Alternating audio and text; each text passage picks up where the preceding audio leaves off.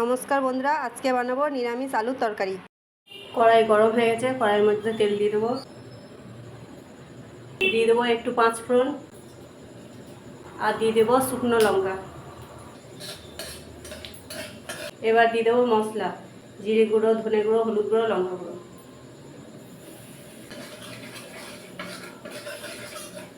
এবার দিয়ে দিচ্ছি আলু সিদ্ধটা।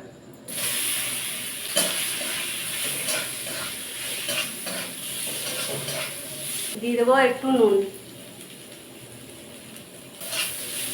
আলুটা একটু ভালো করে ভেজে নেব। আলুটা ভাজা হয়ে গেছে, এবার দিয়ে দেবো জল।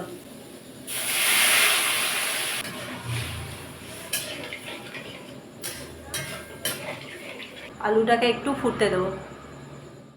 আলুটা ভালো করে ফুটে গেছে 5 মিনিটের মতো। এবার দিয়ে দেবো চিনি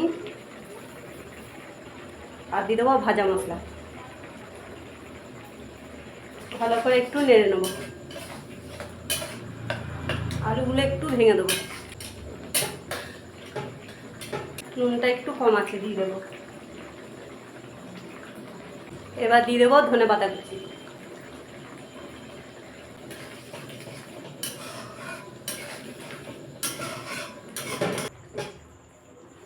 নিরামিষ আলুর তরকারি রেডি বন্ধুরা। তা কেমন হয়েছে কমেন্টে লিখে পাঠাবেন। ভালো লাগলে চ্যানেলটাকে সাবস্ক্রাইব করবেন।